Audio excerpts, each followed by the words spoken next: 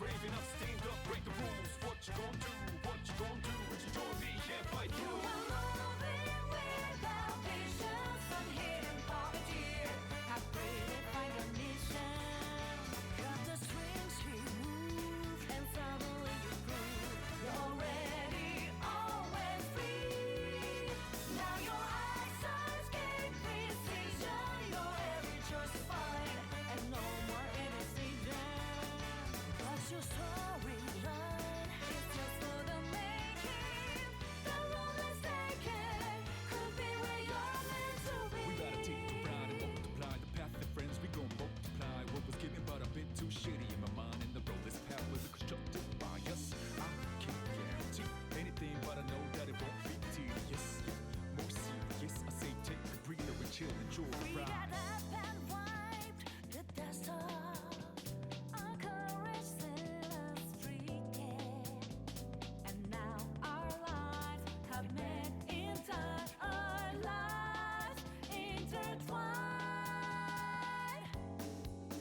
We were moving without vision, some hidden puppeteer. I pray they find a mission. Cut the strings, we move, and suddenly we prove we're already always free. Now our eyesight gain precision. Our every choice is fine, and no more indecision. What's your storyline? It's just for the making. The road that's taken could be where we're meant to be.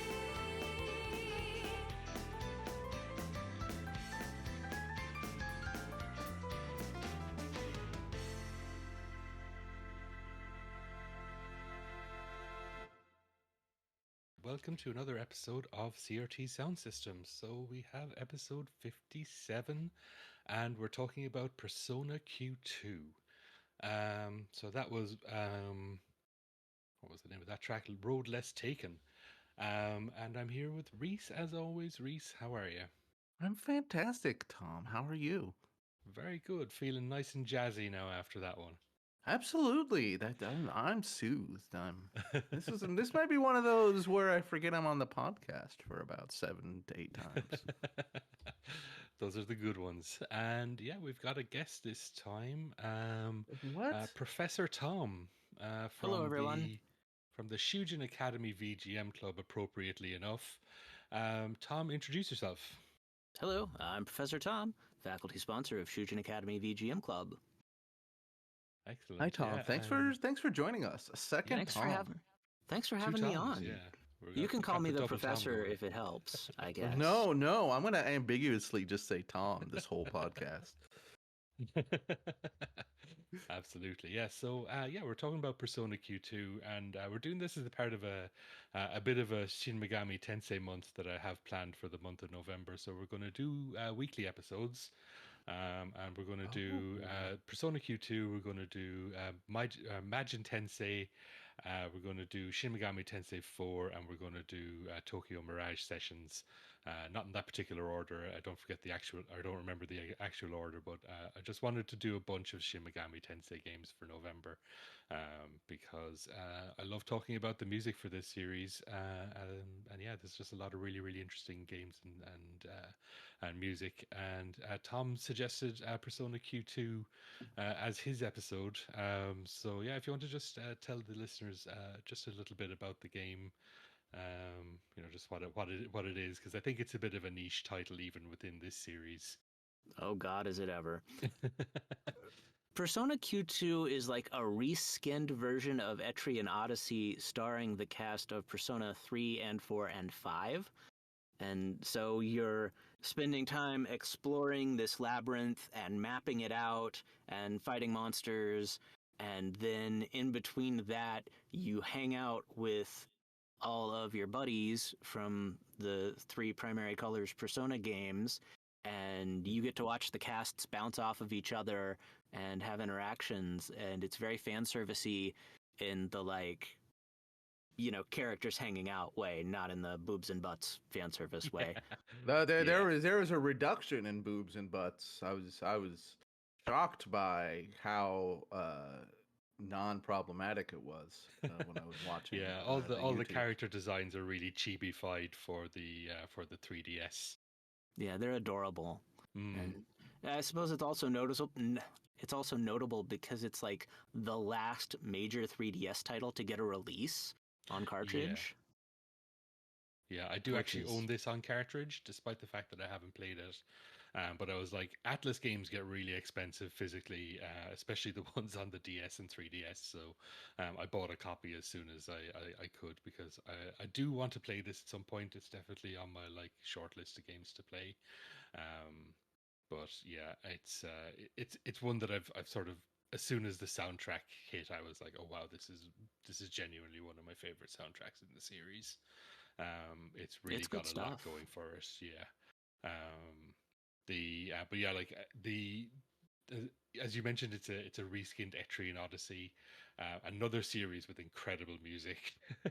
um, we've mentioned Yuzo Koshiro many times in the podcast, and he's about to get another mention here just because he does the soundtracks for all of those games. Yeah, he Um, didn't do this one, but he does. Sadly, not. He does have a track on the first Persona Q game, I believe. Yeah, he's got like the Um, end boss track, I think. yeah, and it's really good in terms of it just how he manages to sort of really do a good job of copying the Persona style. Um, it's we could talk a lot about Yuzo Koshiro on this, but I don't think we want to get too much into it. But yeah, Etrian Odyssey is sort of like a first-person dungeon crawler, and because it's on the 3DS, it has this sort of gimmick of drawing the maps as you play, and I believe that carries through to Persona Q as well. But it has an auto map feature, I think, if you're the kind of person who just wants to just play through the dungeons as normal. Is that I right? don't remember if it had an auto map feature or not. I know I wasn't using the auto map Mm, because like half the fun of the game is drawing the yeah. map. Yeah, because you get all the little symbols and you get to like Yeah. they recently got a re-release on the Switch and other consoles. I think the first three Etrian Odyssey games, and I imagine they probably lose a bit of the charm if you're not able to do the map drawing as you go through the dungeons. Yeah, it's one of those things where like being disconnected from the original hardware alters the experience. Mm-hmm. Like, um, like Yeah, trying to play Arkanoid without the paddle the controller. paddle. Yeah. Yeah, Or it does happen a lot of the time when like DS or Wii U games get ported to systems that don't have two screens. They Mhm. often become sort of compromised in a lot of ways. And in general, I feel like we've strayed from the light of two screen gaming. I think we need to go back to two screen gaming. Um, Absolutely. I miss my 3DS because like I wear cargo pants all the time, and Hmm. like I could take my 3DS, I have a 3DS XL, and I could take it and shove it in a cargo pocket, and it was fine, and yeah, I could just take it with me wherever I went. I can't do that with the Switch. Like even yeah. the Switch Lite, like it's too damn big. It hangs out, and you clunk Is it on stuff. just the economy of screens to pocket? Like, how many DSs can you fit into one pocket? Like, at least two, three? That's six screens in one cargo pants pocket. That's incredible. And the more screens, the better the gaming experience. Yeah, I could not agree more. I definitely agree with that. That's why the Darius games are really good because there's like so many screens in those games. Like Hmm. it's three screens side by side to make one giant play area. Yeah, that's That's more great. game than other games can manage. Yeah, absolutely. I would really love there to be a absolutely unplayable like seven screen game. Just it comes with a tri monitor mount for your desk at minimum. Completely inscrutable. Exactly. Um, yeah. I So mean, yeah, oh, go ahead. the old Sega hologram games are kind of like that because Sega had this weird hologram cabinet that like broadcast into a concave mirror and then it looked like stuff was happening in 3D, but it like obviously you can't replicate that without the original hardware, and like there's only two or three games for it, and Mm, like I'm sure there are zero working examples of it left in the wild, but it was really cool. I've I never seen that one before. No. That Yeah. sounds interesting. Are you referring to the system that Time Traveler That's the was? one, yeah. Oh my god, the Time Traveler might be the apex of video gaming for me. Wandering into the arcade and just being like, even being as young as I was, just being like, this is the stupidest thing I've ever seen. I can't wait to play this. I'm Yeah, 10 it years looks old. amazing, but it's a Laserdisc game, so like, Oh, wow. it's like Dragon's Lair, where like you have to do things exactly right, or you screw things up. And because it's a Laserdisc games and Laserdisc players all die, like I would Mhm. be shocked if there was one laying around. It's like that, Yeah. or like Galaxian 3. I don't know if anyone's ever seen the Galaxian 3 theater cabinet. It was the size of an entire room. Like, Oh my god. Wow. I'm Googled it and there's a big banner on the picture saying the world's largest video game. it was. Which I love. I actually got to play it once in 2003, and it was fucking amazing. Like, it's so cool. You just literally just walked into a room and there's 6 seats sitting there, and you get to laser blast things. And like, the graphics aren't that great. It's like a PS1 era game, but it was still cool as hell to play. Well, Never as heard of this we before. approach the That's cool as hell. collapse, as we approach the next collapse of the video game industry, I think that, as there will be no other video games coming out, we're just going to get one big video game every 10 years. So I'm really excited for that to go to the what was once a Kmart that has been hollowed out and turned into Galaxian 4. I'm excited. I don't think it'll be Galaxian 4. I think it'll be a hybrid of Call of Duty and Madden, where you're playing football with machine guns. Uh-huh. All right. That's I've always said that that's what we need to do with with all It's the future sports. the left wants for gaming, really. the when I was a teen, the first, like shitty screenplay I wrote with my friend as we got more and more into film was a story called One Shot Soccer, which was a post-apocalyptic tale of a soccer game that people played in the wastelands that was just like soccer, except there was a handgun on the field and it was loaded with one bullet and everybody like threw it to each other while they were kicking the ball, and that was like part of the strategy was the threat of the gun. And this discussion is making me revisit that idea. I'm gonna have That's to. good. That sounds good. I think you should pitch that. I'm absolutely gonna pitch that. I think we'll see what Elon Musk. I think it is might doing. work better as a game than a movie, actually. But I mean, I don't see any reason why it can't be both. yeah, absolutely. Anyways, Persona. Back to Persona Q2, yeah. So yeah, as you mentioned, Tom, so this is sort of ostensibly it's a Persona 5 spin-off, like it starts off as that, but then it incorporates the other characters from 3 and 4. Mhm. And to that end, just the intro track there, I mentioned it while we were listening to it, but I really like that they got all the singers from the main themes of 3, 4, and 5 to come in and do vocals for that opening track. And that is one of my favorite vocal tracks in Persona, just in general, which is pretty high praise considering the hit rate for vocal tracks in Persona games. It is so cool that they did that. Like, it just Yeah. helps bring the game together and give you this feel of hanging out with all 3 casts at the same time. And that's like the appeal of the whole. That's like the whole appeal of the game, Yeah. unless you really like drawing maps. Yeah, and it's not the first time that they've sort of brought the characters together. I think it was a Persona 4 Arena had characters from 3 in it. Yeah. Did the first Persona Q have crossover? I don't recall. Yeah, if the it first did. Persona Q actually you can play through. You can either play through as you can either start out as the Persona 4 cast and then you Oh, meet the yeah, Persona 3 yeah. cast, or you can start out as the Persona 3 cast and you meet the Persona 4 cast. Yeah. That was it. Yeah, I was trying to remember because I did play some of the first one, the first like 4 or 5 hours of it. but I couldn't remember what the actual, if there was a crossover in it or not. Yeah, so it's like it's not new to the series to have these crossovers, but this is the first one that came out after Persona 5, and like Persona 5 really sort of became its own thing. Yeah, Persona 5 is like Final Fantasy 7. It's its own franchise. Yeah. It's not even a distinct game anymore. Yeah, Like, it's now its own thing. Even separate from the broader Persona series, it's sort of become its own thing. There's what, like 6 spin-offs of it now, is there? I think so, yeah. And I So, think I own yeah. all of them, and I've played most of them. Like, I have Persona 5 Tactica. Haven't even unwrapped it yet. Like, I Yeah, another great soundtrack as well. But I suppose to talk about the music as well.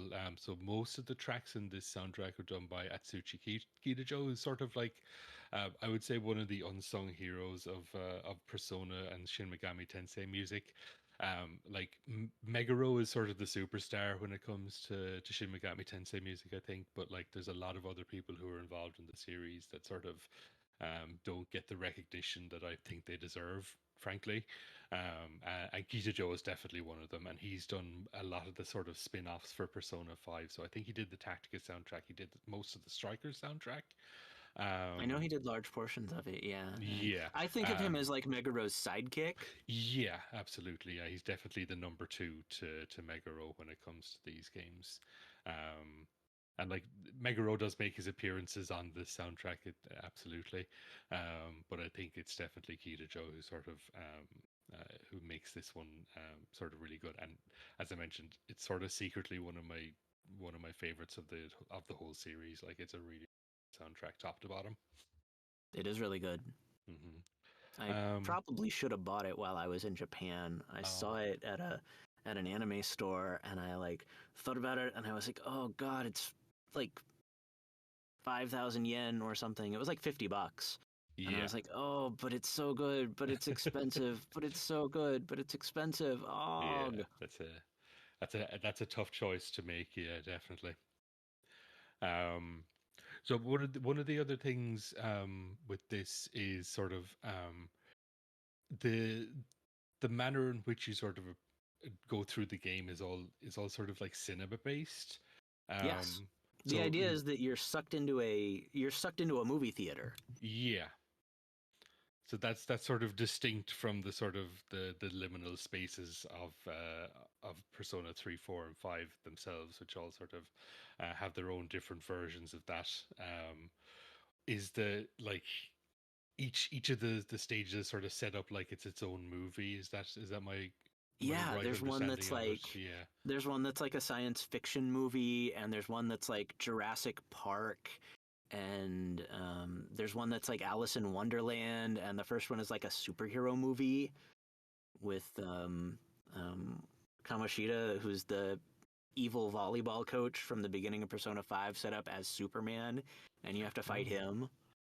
Okay, that's definitely an interesting notion. Um, so like in terms of like, I generally don't care about sort of canon stuff, but like, does this take place within the timeline of Persona 5, or is it sort of a separate sort of thing that's completely individual from it? If you fit it into the timeline of Persona 5, it happens in like October Okay. because Akechi is part of the team. Okay. And then, like, if you've played all of Persona 5, you know there's a point where Akechi joins you and there's a point where he leaves. Yeah. And so the window for that is kind of short. And also, like, the whole cast of Persona 3 is there, including, oh god, what's his name? The dude in the red coat. Oh, yes, yeah, the guy with the axe, I forget his name. Yeah. Yeah. Yeah, who also Um, leaves that party Yeah, who sort of also leaves that November. party. Yeah. And so like there's a time frame when it could take place. Like, I'm sure if somebody sat down and worked it all out, they'd be like, oh Yeah. yeah, well, it takes place in October for Persona 5 and October for Persona 3 and Yeah. then like probably October for Persona 4 too. Like, that one's not quite as Yeah. Well, no, I suppose the reason I asked specifically that is just because the dancing games, they come up with this weird conceit where like they've been drawn into the dancing game, but they're not going to remember any of it. Yeah, and Persona Because Q2 is the same way. Like oh, okay, nobody okay. remembers anything at the end.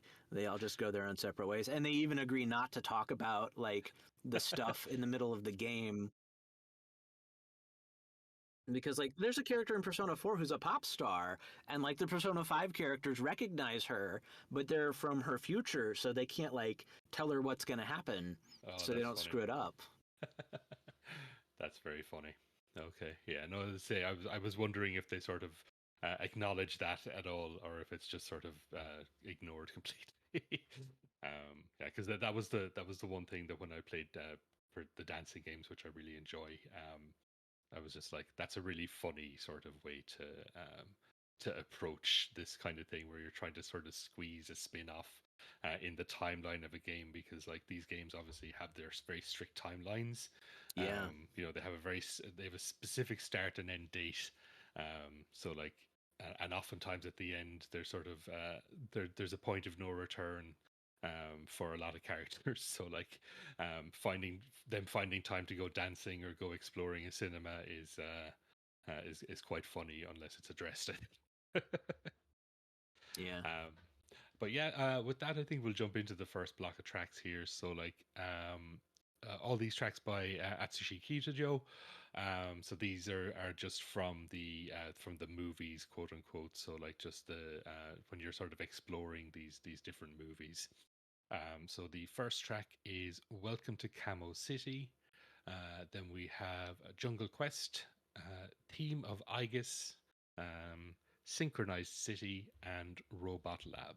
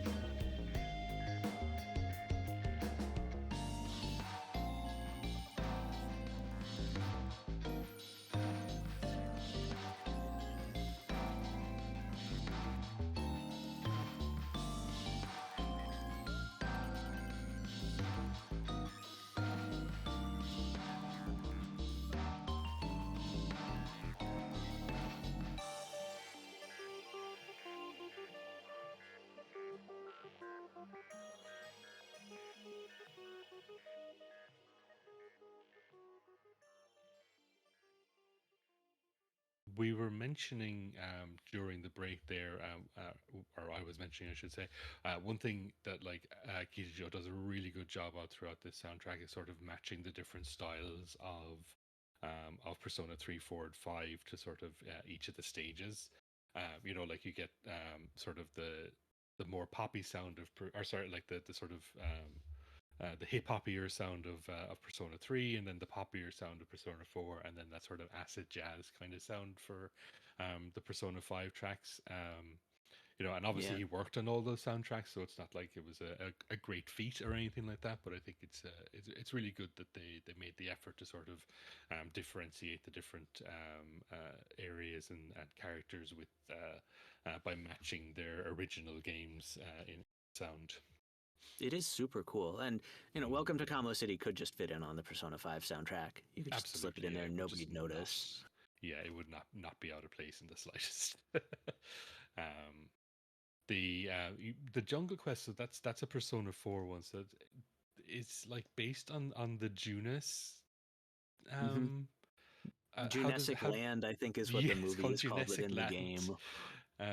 That's a really I'm really curious how they managed to do that. There's like a dinosaur that's Yosuke somehow, and it's odd. That is very strange. Yeah, I'm just I was just looking at it there, and it was just like, how? Yeah, I don't understand where they met that, but it seems like a fun little zone, and it's got quite a cool sort of visual look to it. I think just that sort of deep, dense forest, Hmm. and it's based on what I've seen is probably the closest to like an actual Etrian Odyssey stage.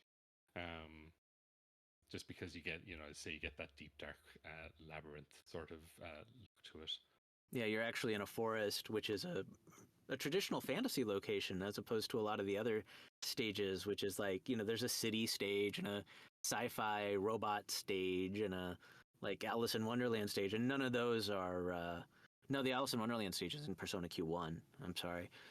But like none of those are Etrian Odyssey locations. Etrian Odyssey is all high fantasy stuff, isn't it? Yeah, absolutely. Like there's a little bit of sort of like you get your sort of like fantasy tech stuff like blimps and airships and stuff in the Etrian Odyssey series, but for the most part it is a fairly sort of standard fantasy sort of setup. And like the stages themselves, unless they get really weird in the later stages for them, they tend to be sort of like swamps and forests and things like that. Yeah, Etrian Um, Odyssey is one of those series I've always wanted to jump into and never been able to make time for. Like, yeah, one day maybe I'll retire and then all I'll do all day long is play like old JRPGs. yeah. I played the first one a lot, and the third one. No, sorry, the first one and the fourth one I played a lot of. But yeah, they're big games, and they require a lot of grinding and everything like that. So like, you do really need to be able to put aside a lot of time to actually to Yeah. get into them. Well, I mean, But Persona Q2 is not a short game. I think it took me 50 hours to run it. So, Dang. yeah. yeah. It was a lot of time with my 3DS. Yeah, I mean that's fairly short for an Etrian Odyssey, I will say. I think those normally run about 80 hours for a full playthrough. Yeah, it's also short for a Persona game. I mean, like, Mm, I think I put 200 hours into my playthrough of P5 Royal, which jeez. was, I took the scenic route, like the super scenic route. Yeah, sounds Um, like it. I- Yeah, I mean They even Yeah. also myself. have that was also a COVID thing. Like, Mm, everybody was I was locked inside and I was scared to leave my fucking house, and so I just play Persona 5 and hang out with people. It was like I got to have friends. it was like having friends. Yeah. What were you going to say, Reese? Sorry. No, I just said dang. But also, at a certain point, I feel like there is no playtime too bloated for Persona 5. It's too long.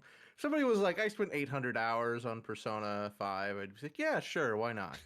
Uh, there is a zillion hours of content in that game. Yeah. Why not? And that's why Tom and I hate it. I mean, that's valid. Like, I love those. I love those games, but like, they are too long. Yeah. Absolutely, Persona 5 is too long. Like, that's its big flaw.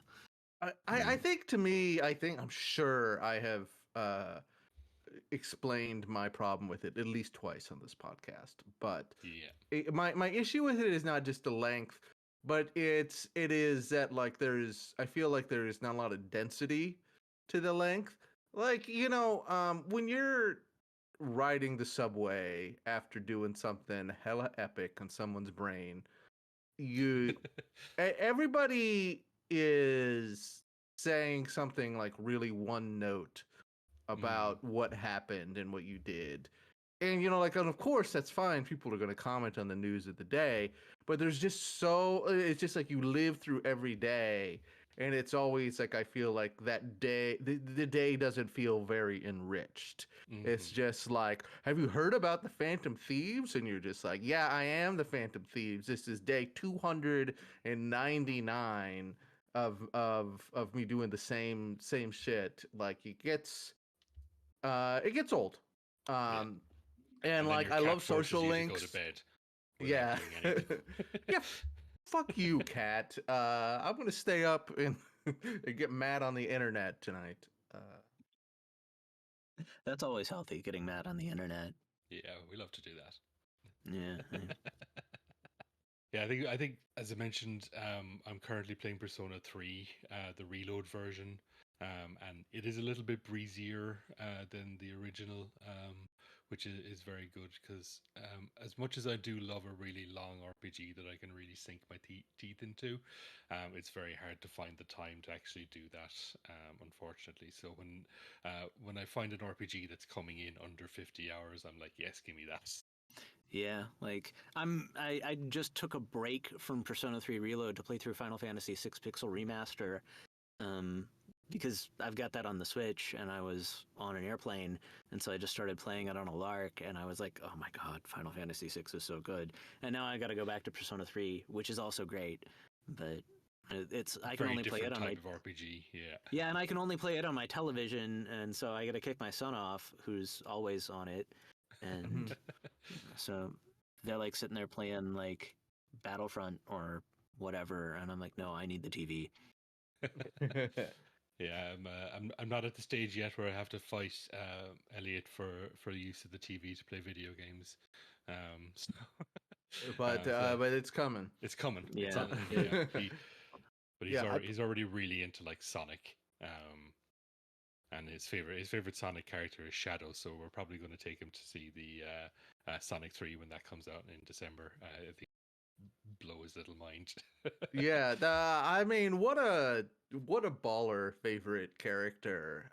Your son is shaping up to be the coolest motherfucker in second grade in a few years. He's gonna be the edgiest second grader. Absolutely.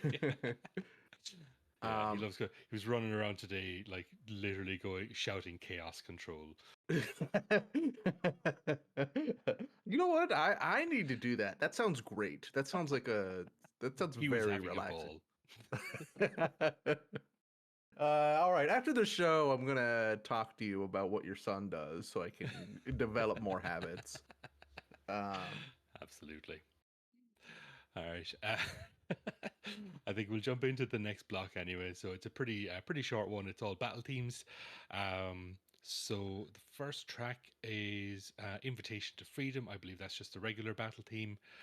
Then Remember We've Got Your Back, which is the boss theme, I think. And then Wait and See. I really should have looked this up before, but I can confirm afterwards. And then Wait and See, which is the final boss theme, I believe.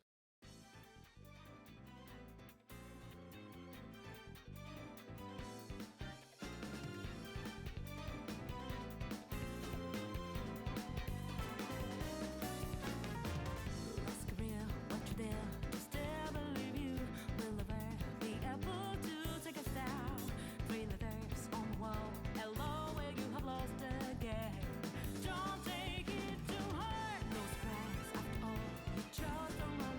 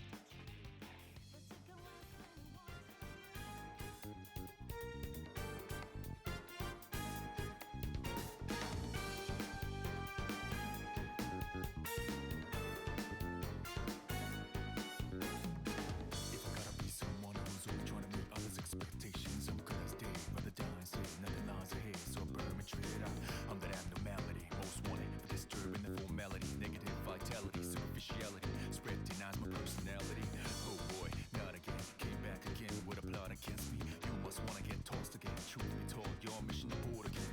Never lose my mind's locked tight like Tokyo grip, like concentrated. Be careful when I'm agitated. Better back up, the attack, so I can. Don't let anyone mislead you like you were nobody. 'Cause we so much to me. Let them laugh at you. Let's see at the end of the day who's gonna be smiling.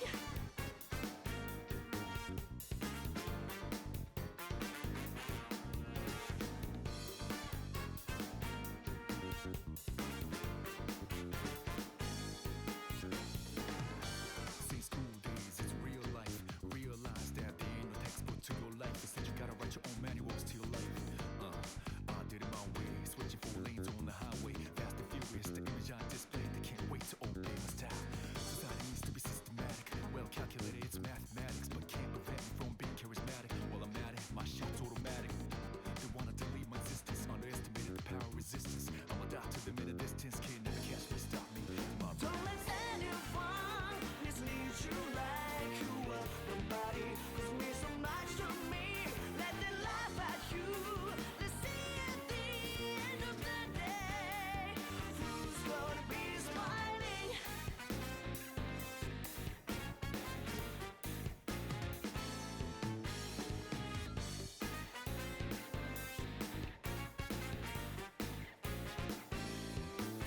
Being different from others is not a guilt. It's okay to be who you are, just be you. So don't let anyone mislead you like you were nobody. 'Cause we're so much to me. Let them laugh at you. Let's see at the end of the day who's gonna smile. Don't let anyone mislead you like you were nobody. 'Cause we're so much to me. Let them laugh at you. Let's see at the end of the day who's gonna be smiling.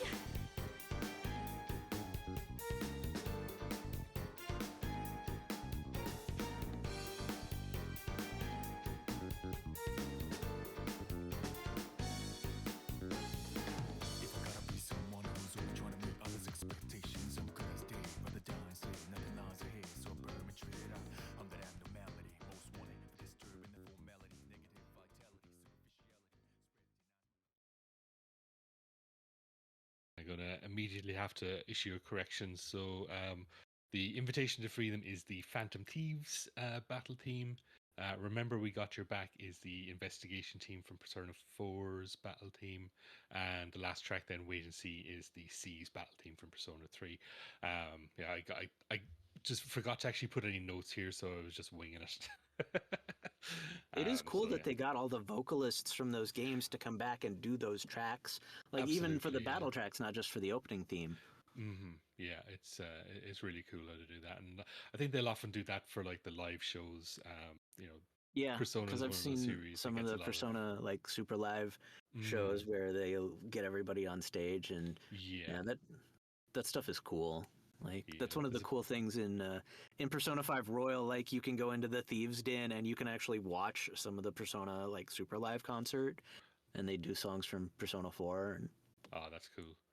Yeah, I have a couple of those that I've downloaded, and they're cool to watch. And I think there's quite a bit of them on YouTube. But it's fun that they sort of acknowledge those in the games as well. Because it's one of those things that you don't really you get your sort of video games live type things over here in the West, but like there is a whole culture of like video game concerts that I find really fascinating in Japan. Myself and Reese have on a few occasions gotten very high and watched the Blind Spot, who are like a break off of the Sega Sound Team band. oh, cool. Do a couple of live shows, and those guys will just rip through some early Sega games, like some really good Outrun, like sort of jazz fusion style, renditions of those tracks that are really really cool. Sega Sound Team is so great. Like, Oh yeah. I love that Sega Rally song that's done where the guy is like, go, go, Sega Rally. Absolutely, yeah. No, that's something I find very fascinating. Is just that sort of like the video game band sort of phenomenon in Japan. There was a really good recent episode of Retronauts actually on that particular subject that it was really Mhm. really cool. Um, but like yeah, I think it's sort of distinct from how we do it here in the West, where it tends to be more sort of like more of a sort of a bedroom kind of thing, or else as I say, the video games live orchestral sort of stuff. Yeah. Whereas in Japan, it's just more like the sound team themselves will sort of come together for a particular company and sort of form a band, um, and sort of go out and do these tracks live, which is a really really cool little a sort of subculture that I find very interesting. Famously represented in the movie Tar. Oh yeah, you told me about that, and I sort of didn't believe you, and I had to go and look it up. Wait, there's a scene in Tar where they're doing fucking video game music. There is a I'm straight up spoiling the very end of Tar here. You're allowed to do that. I mean, Yeah, like, spoilers for uh, Tar. Anyone who hasn't yeah, seen that movie. at the very end of Tar, after she has been disgraced, uh, she turns from like super high end symphonies to a Monster Hunter concert. mhm. And so the very end of the movie is her stepping in front of like a zillion fucking fans dressed up like Monster Hunter characters. It's amazing. As such a big Monster Hunter fan, I still can't believe I haven't seen it, but it just sounds so surreal. It is honestly surreal, and it's honestly like the number one question of the movie Tar to me is not. There's a lot of. It's very well written. It's very well made. There's a lot of interesting questions about power, but to me, the most interesting question about Tar is what does the director actually think of Monster Hunter? Uh, because it's very ambiguous. I can't tell if it's supposed to be insulting or like a weird second chance. And it's 100% rooted in how you feel about a Monster Hunter concert, which I feel That's good fun. about. Maybe not Tar. Tar. We would not play Tar's music on the pod. Lydia Tar banned from the podcast. Banned from the pod. Problematic, to Yeah, say the least. she's not a Yeah, composer, but still. it's hard to figure out what to do with those problematic composers. I'm derailing all over the place with this one because I don't know what to say about Q. Yeah. The music incredible. The game looks extremely. It looks more appealing to me than Persona 5. I mean, I've played Persona 5 and complained about it, but I love those uh the sort of spin-off games of big series where they're just like, what do we do? What if this was just a first-person dungeon crawler that was sort of like in the nitty-gritty of that? Yeah. And I look at that and I'm just like, yes, I love all of those games. I'm in the tank for that. You have to have some real dog shit quality of life for me not to enjoy a full playthrough of a first-person dungeon crawler. It's interesting because first person dungeon crawlers are such a big thing in Japan, even still. Whereas Yeah. in the West, they've just like died out. Like Yeah. I can't think of a first person Western dungeon crawler. Whereas like they're they still happen in Japan. Etrian Odyssey is still a series that's still going. Yeah. And Yeah, it's 100%. definitely a sort of a niche, as we mentioned at the start. And like the Shin Megami Tensei series, for as popular as Persona 5 did get, is itself fairly niche. So you're mhm. talking about niches within niches within niches at a certain point. Because yeah, like I think the last sort of first person um game that I can think of is probably the that one that's sort of like a King's Field, like that kind of first person dungeon crawler where it's more real Mhm. time. What was that? Mhm. Lunacid, is that the name of it? Yes, Lunacid is certainly a first person dungeon crawler, but I would Mm. say it's definitely more Kingsfield than I think what we're talking about because Yeah. it's a very strange game. There's a lot of kind of weird genre mixtures. So I would say that like that's very solidly experimental, Yeah. and not just like, hey kids, here's a dungeon crawler. Yeah, Uh, and like I suppose for Persona as well is sort of like it is going back to its roots in a lot of ways. Like, the first two Persona games were first person dungeon crawlers, if I'm mhm. remembering right. The first one was, I don't remember two because I never actually played two. Persona 2 Part Um, 1 or Persona 2 Part 2? neither of them came out in Europe. Yeah, I haven't played either. I haven't played any of the first two Persona games either. Like, Mhm. it's once again on my list of shit to do when I retire. Yeah, I've played a decent amount of Persona One on my PSP when that remake came out. That soundtrack Um, is really good. yeah, two distinct but very good soundtracks. In fact, because the original PS1 soundtrack I really really like, and then they got Meguro to come back and redo a lot of stuff for that PSP re-release. And Yeah, you know, the original Persona was one of the first games he worked on, and then for the mm, remake, like he was in charge of the whole thing rather than just doing yeah, a couple of songs. yeah, absolutely. Um, and again, as it goes back to that first year, like even the first Megami Tensei and Shin Megami Tensei games were all sort of dungeon crawlers. You Hmm. mentioned actually, Reese, that one you recently played through the first Megami Tensei on the NES. Yeah, Um, well, I haven't played it through recently, but I have played it, and okay. I tout it as the fact that I am a first person dungeon crawler freak. Yeah, that doesn't sound like a fun game to sort of go through in a modern context.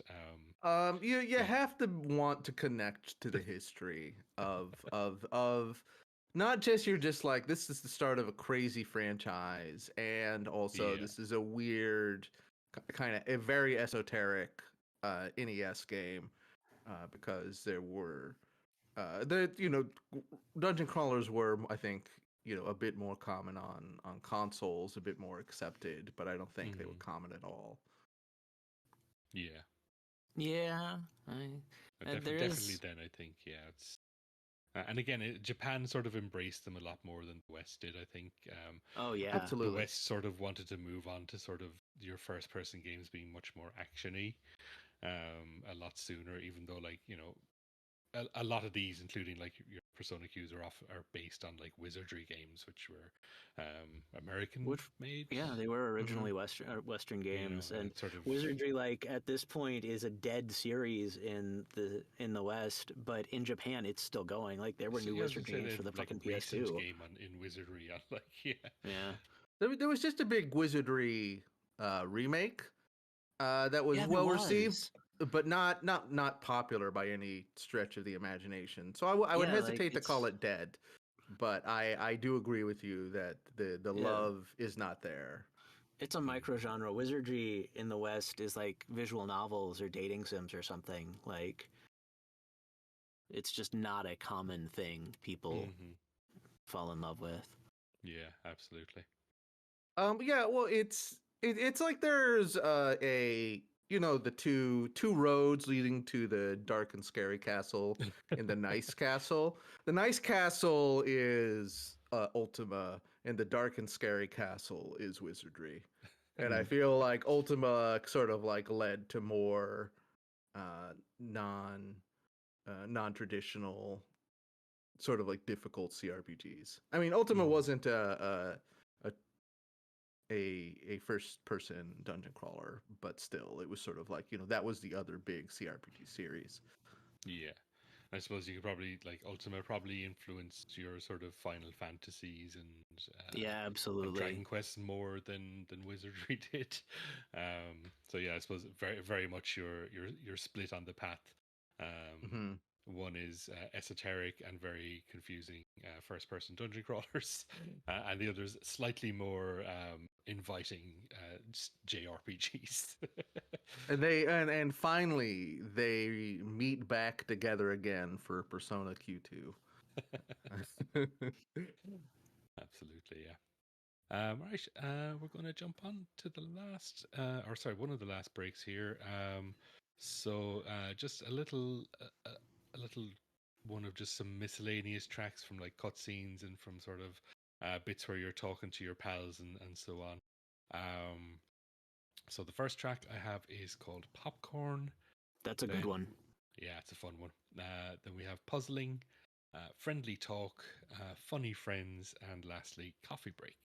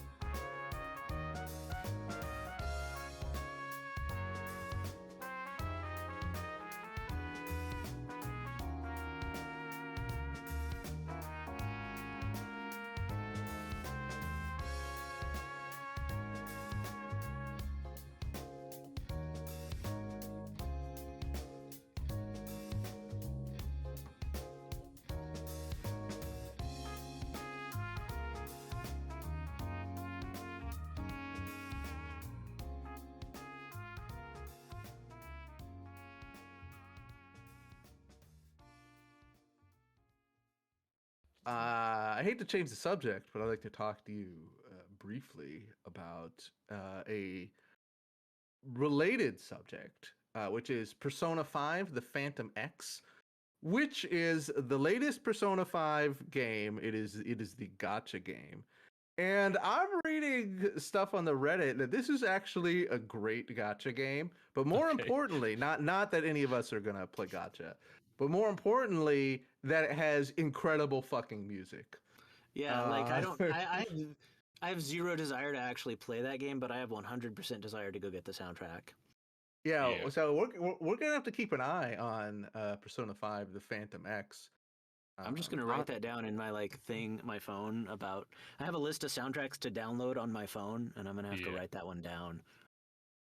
Yeah. I mean, yeah, similarly, I mentioned during that last break the Shin Megami Tensei Liberation DX2. I had to look up the name of it because I couldn't remember it. The Shin Megami Tensei gacha game that also has an absolutely fucking killer soundtrack. um, so yeah, I mean, if nothing else, the one of the best things about this series is that you're almost always guaranteed a fucking excellent soundtrack, even if you never play the game. Yeah, I don't Um, know of a SMT or Persona game that has a bad soundtrack. yeah, it's tough to find. There is that one weird song in the Persona 4 dance game that we talked Yeah, about on the we talked pre-show. about that. Yeah. We should just play that um, song. Just do an entire episode that's just that one song for 2 where hours. you just have to listen to that one song for 2 hours. Oh God.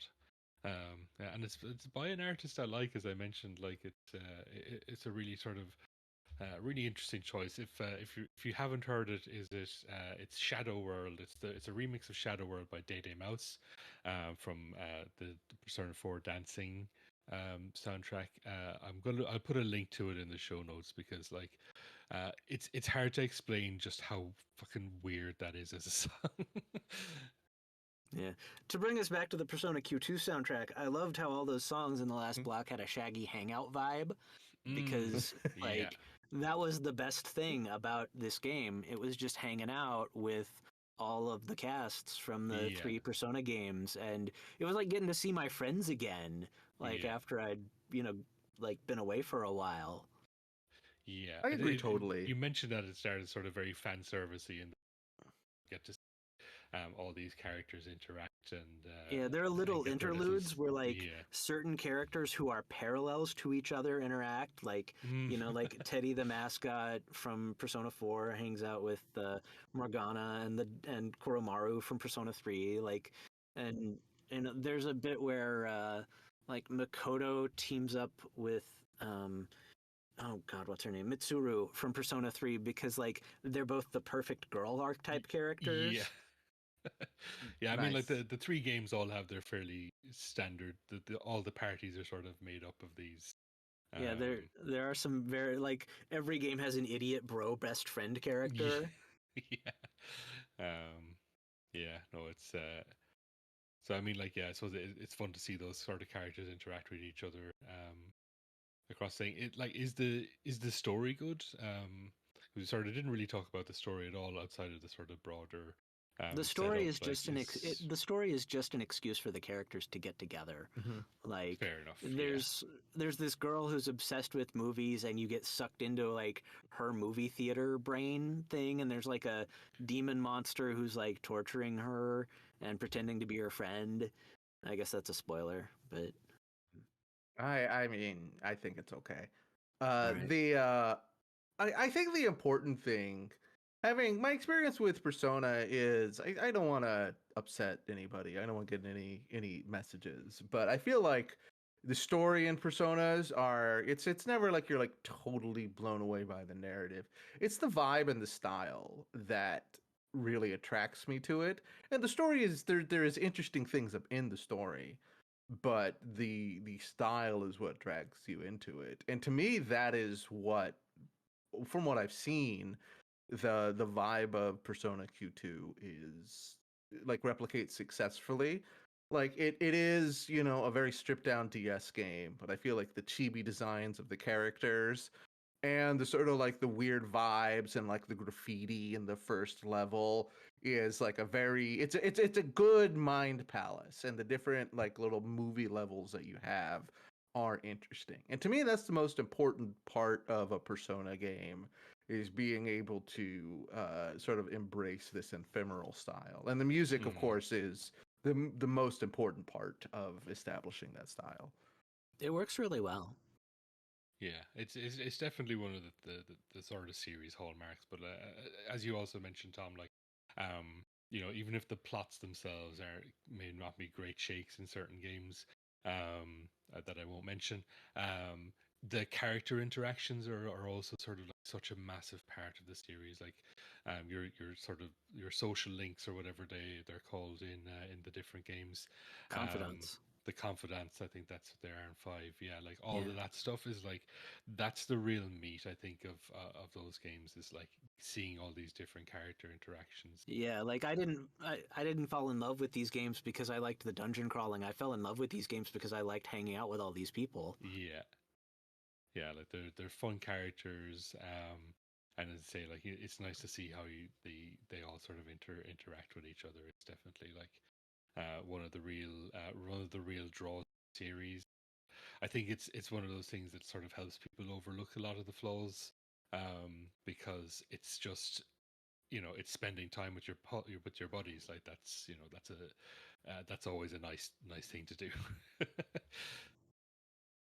Yeah, that's why Persona 5 was a good COVID game for me because Mm, I got to spend time with buddies when I wasn't actually getting to spend time with people in real mm. life.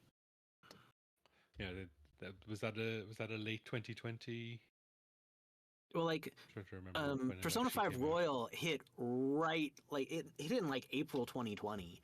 Oh So shit! right at the beginning Right of as it like was, yeah, COVID, and that was I was like, oh my god, I'm so trapped in my fucking house and I have no way to leave and I'm scared this disease will kill me and wind me up in the hospital, but here's this way I yeah, can hang out with people. And that was like, I don't know, that was a weird time because like I work from home, and so mm, like my work life didn't change at all. I was still going into my, home office every day and still doing the stuff that I do at work, but like once I got done with work, everything was totally different. And yeah, my wife and my kids were just sitting on the couch all day long, like, oh, we're playing video games. Everything's great. And I was like, Mhm. what the hell happened?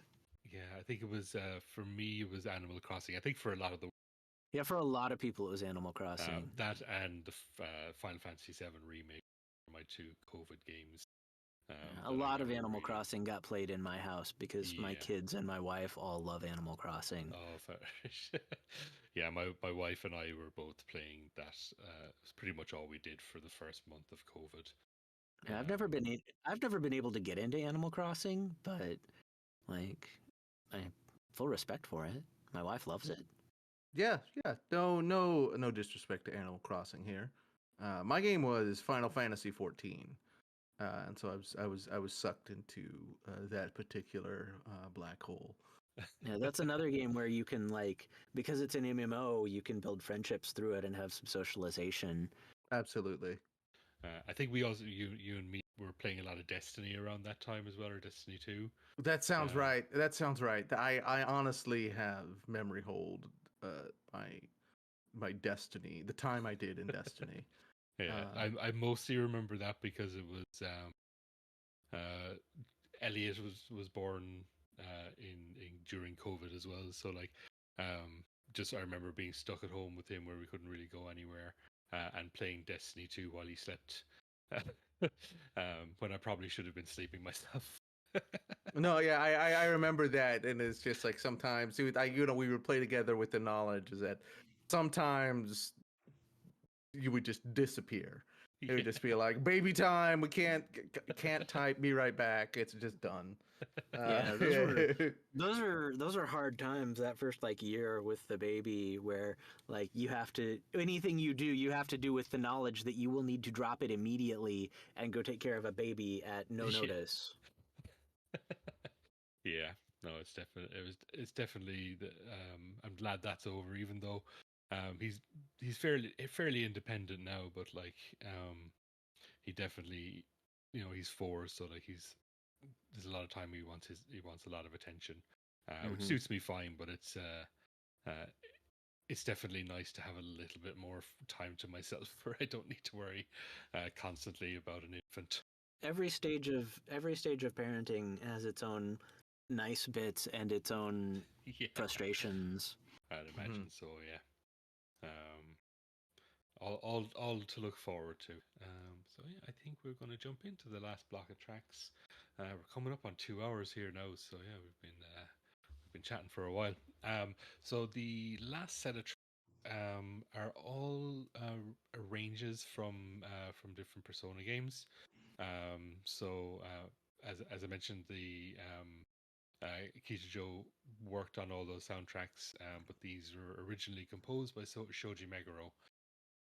So the first track we have is Paulownia Mall inside the cinema.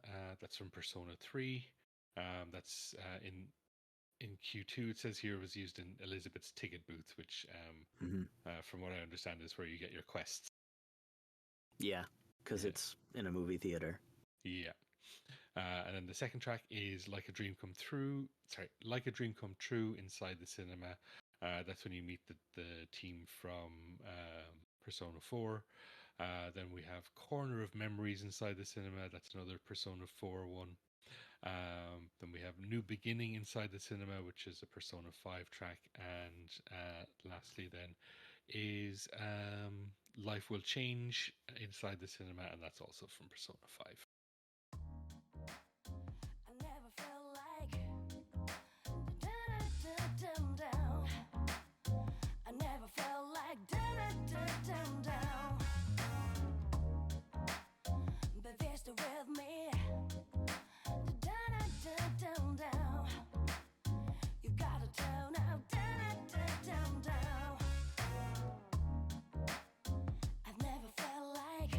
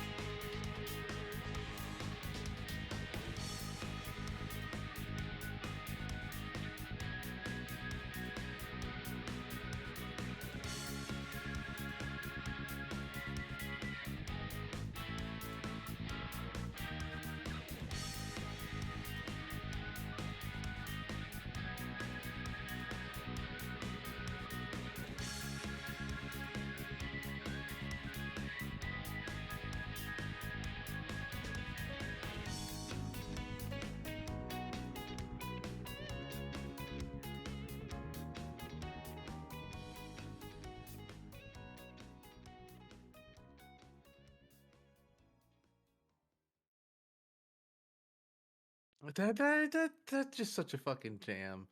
I was Yeah. just like, you know what though? The thing is that the reason I feel okay being a little negative about Persona 5 is that Persona 5 wins every argument just with that song alone. Yeah.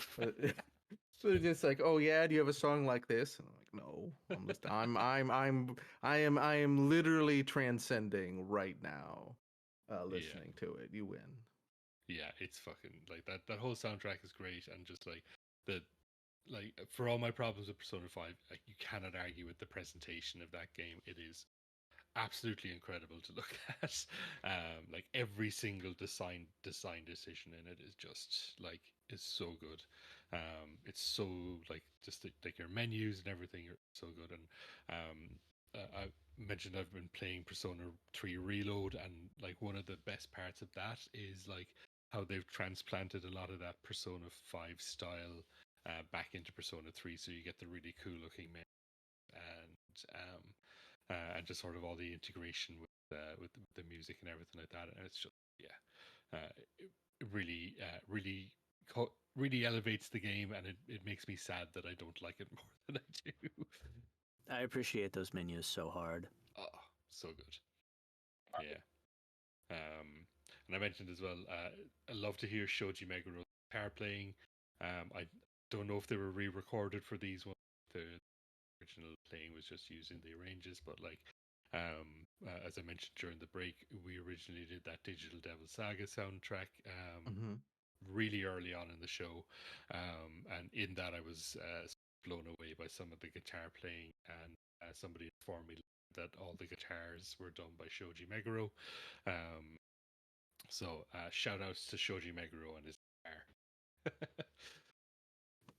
He's a great composer. Mm.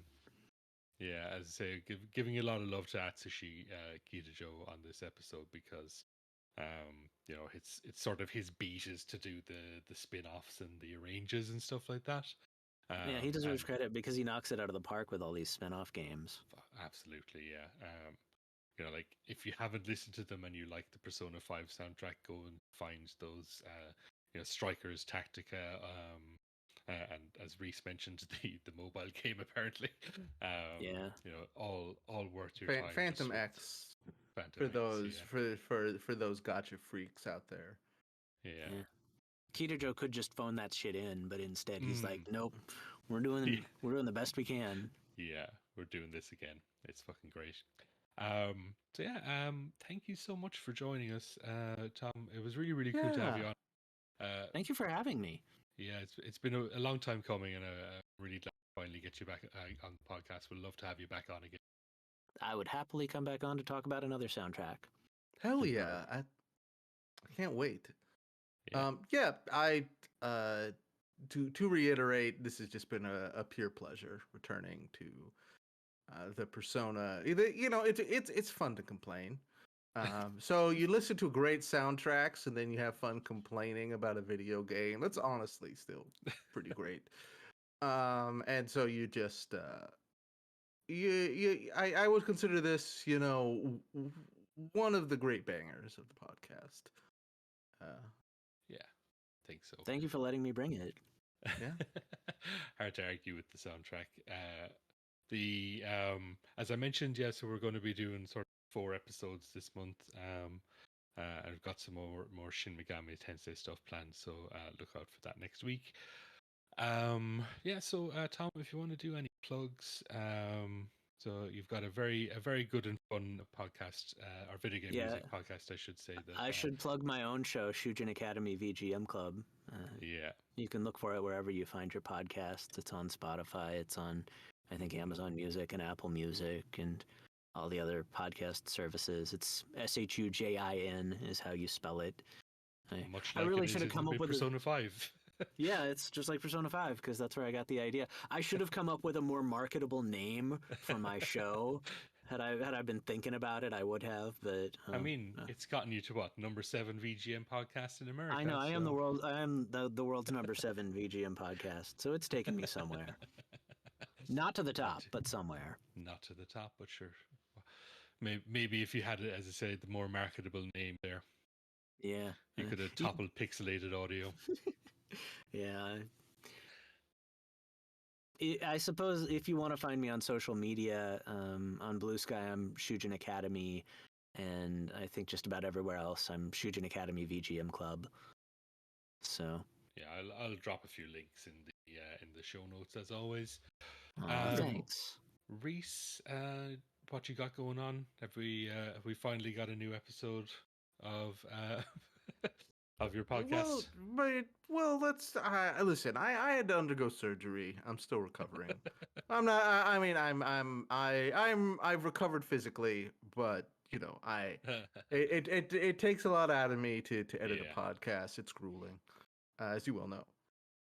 So check out Video Games Are the Worst Thing on Earth, a leftist video game culture and news show where we are so normal. And also check out Existential Warfare, a podcast I work very hard on. Go check out the episode of Normal Matt, the funniest username on the internet. Talk about brewing beer, Yeah. which it really he talks the talk and walks the walk, Yeah. and is just a savant with brewing beer. So check Yeah, that out. he makes from brewing Existential beer Warfare. sound like the most beautiful thing in the world. Like it's It's like it's really poetry. good. Yeah. Yeah.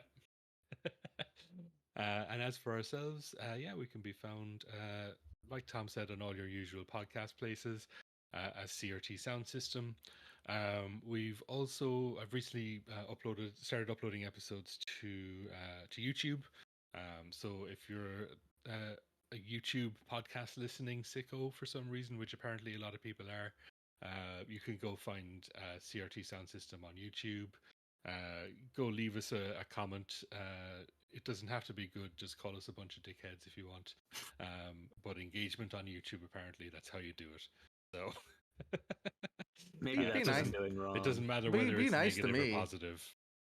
Be Don't nice call to me. Reese because she just had surgery. Yes, thank you.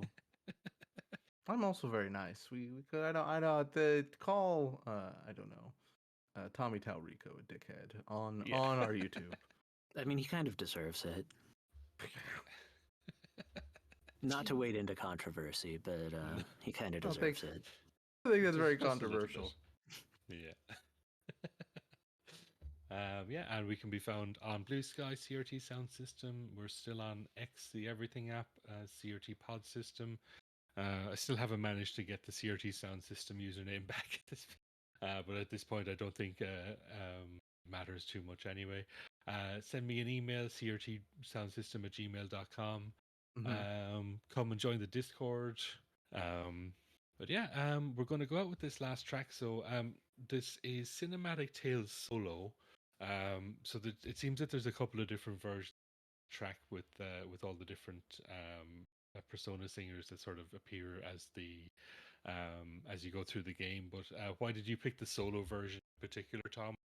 Arbitrary. It's just a solid version. All three of them are good. Like Cinematic Tale is like if you make me pick two songs off this soundtrack, it's Popcorn and Cinematic Tale, and yeah. I just love it. You can't go wrong with Cinematic Tale. Yeah, it's really enjoyable.